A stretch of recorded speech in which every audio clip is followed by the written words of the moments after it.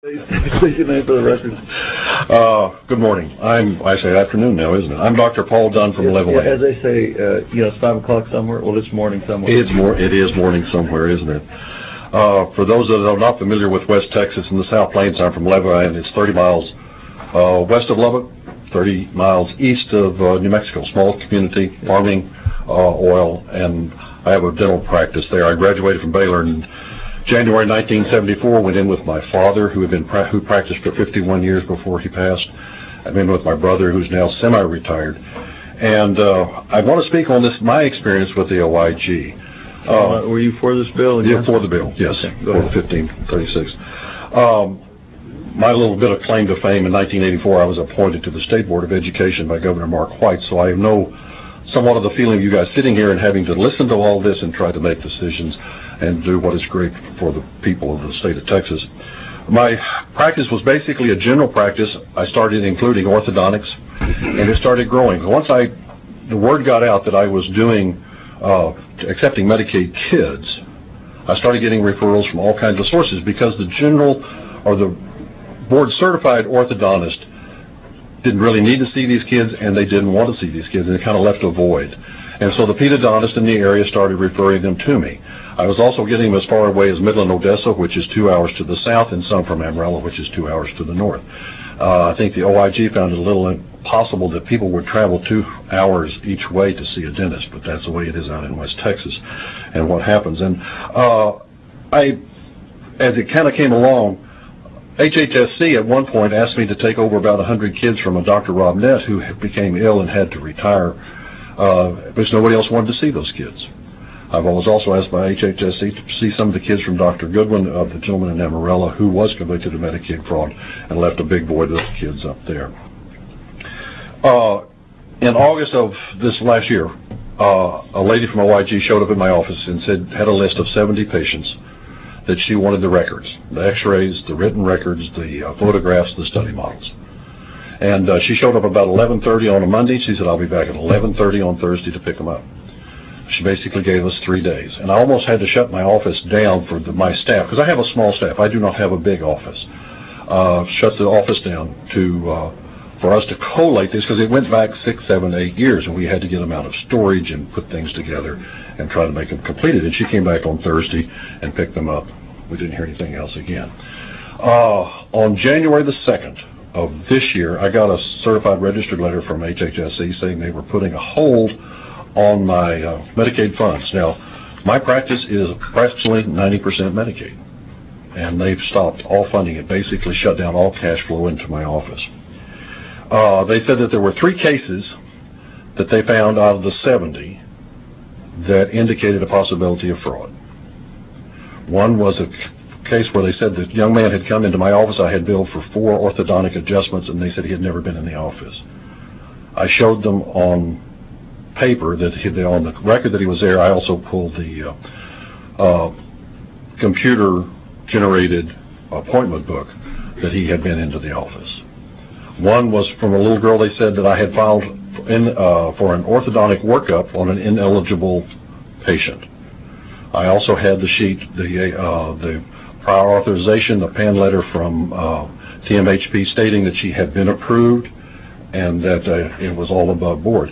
And besides that, you can't file at that point with the computer. You couldn't file an ineligible patient because they have to, for an orthodontic thing, it has to have the PAN number and it has to match up with the name. It was almost impossible. The third case was a young girl. They said that I had not placed an appliance, and I showed that we had changed the type of appliance because the little girl was a behavioral problem. She threw up in my lap. That's one kind of kid that you kind of remember. Mm-hmm.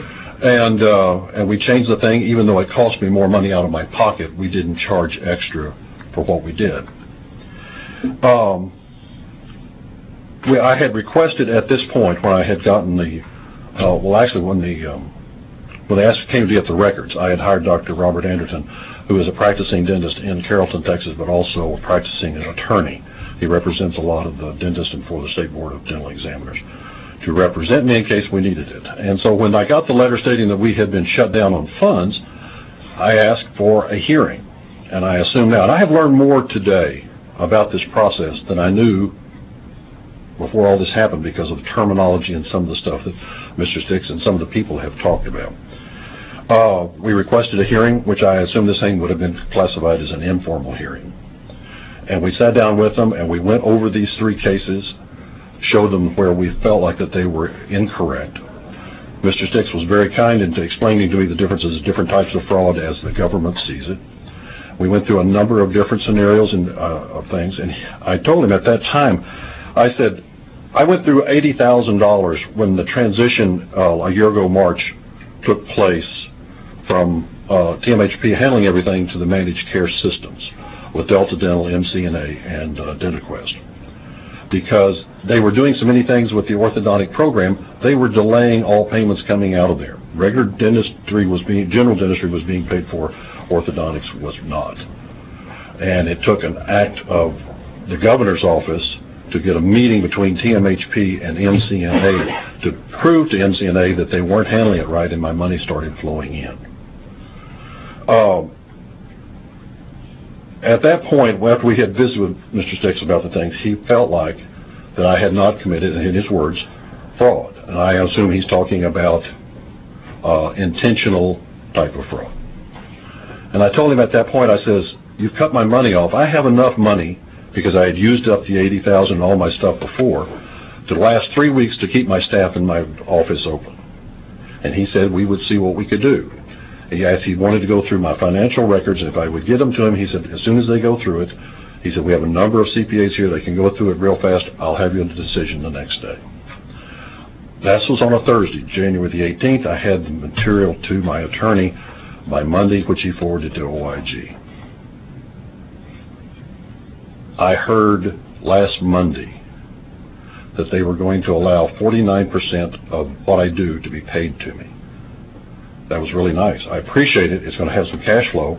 It's basically 2 months too late, because on the February the 15th, I let everybody in my office go except for one assistant, and my wife and I are handling the whole thing. And during this whole time, the last 3 months, I've been seeing my kids that had been scheduled. I didn't cut them out. I didn't sit them down. I didn't send them away.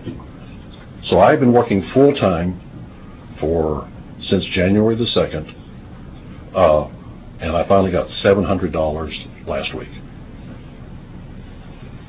Basically, on that type of situation, I'm bankrupt.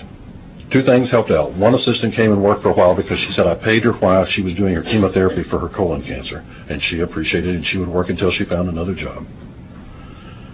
And I have a young husband and wife team that came into my building, and he said he would take care of the overhead on utilities until May. And so I appreciate what OIG did as far as getting me some money, but it's only 49%. What was how'd they come up with this 49%? That, sir, is part of my problem and why I'm here today was the lack of information that came from OIG, mainly through my attorney, was not much. You would ask questions, why can't we do this, why can't we do that? And basically, I had no recourse, no due process to come in and say, what can I do? I had a bump with the IRS a couple of years ago. I had a certain amount of rights and due process with them. Did not have that with this. Well, but after Mr. Stick told you that after you looked at those 3 cases out of 70, they said were an issue, and then he says to you, I'm convinced that you didn't commit fraud? He said, did not commit fraud, and I assumed that he was talking about intentional fraud. But I assumed from his conversation that they were still going to go after money, and basically the numbers that were thrown out was 40% of what I had been paid over the years. They wanted to recoup. That was my understanding. And so, which would be $1.23 million. If I sold everything I had and threw in my life insurance, I don't have $1.2 million. My 401k, as a lot of people's 401ks with the economy, has taken some big hits. I don't have a plane and a boathouse and all that. I don't have all that sort of stuff. So basically, I guess, bless you again. So I guess what I hear you saying, and I guess Mr. Stick will come up in a minute, but that you were able to convince him that in those 3 files that they, out of 70. I assume that at those three well, cases. Hold on. There were 70 files I looked at, and of those 70, 3 of them were an issue. Right. But after you sat down and went through them with them, Right. you convinced them that it wasn't intentional fraud. Yes. Right? That would be my understanding. But if they're paying you 49% at this point, I guess they were convinced that it was still fraud, or it was still something shouldn't have been paid. That's what I'm assuming that they're saying. I mean, and so out of 70 files, 3 of them they thought were imperfect. And so from that, then they looked at all your cases that you had for however many years and said, you owe us how much? $1.5 million. $1.5 million. See, so I'm sure Mr. Stick will have something to say about that. But and he's welcome to, because I'm glad. At first, I almost didn't stay because he was here, because I was afraid of, to be honest with you, of retaliation from OIG. And after having heard him talk and the others, then that went away. And he's more than welcome to talk about this if he wants to. Well, I'd sure like him to if he's prepared, even if he's not. I mean, I don't know where the 49%. Why not 50? Why not 40? I mean, where did the number 49 come from? I don't know. And the other thing was, he said, well, I do owe money. He said, well, the state will work with you. I don't think, whether it's a dollar or a million or whatever, I don't think Mr. Sticks wants me working on him for his dental work when I'm 80 years old, trying to make money to pay the state. Yeah. And to me, it was a little unrealistic as to what's going on out there. But basically, the state of Texas has bankrupted me only because of the kid, that's young kid that's in there. He's covering the overhead. I had a very small staff. Basically, my practice is dead. A lot of my friends are selling their practices. They get it up and they have some young guy come in and they sell them the practice and they go off to the lake. I have nothing left to sell because the state basically has shut it down and there's nothing left. Members, any questions? Thank you. Thank you. I offer my assistance to you, your staffs. I'll be happy to explain to you orthodontics and how we file stuff from the provider's point of view, especially this HDL index when they say that they shouldn't have paid us. Maybe not, but we followed the guidelines and the rules and the directions, and they changed the game plan on us. And to me, we had a contract with the state. We sent it in. They were supposed to look at it. And they're holding us accountable for the fact that the state fell down on the job. I have a son-in-law that's a special federal agent for fraud in the Defense Department. And he says if they have a contract with the state of any kind, they leave them alone. And he said, I don't see what they're doing here. Interesting comment. I appreciate your time. Thank you. I appreciate your serving on this thing. And really, I'm available if you need anything. Thank you.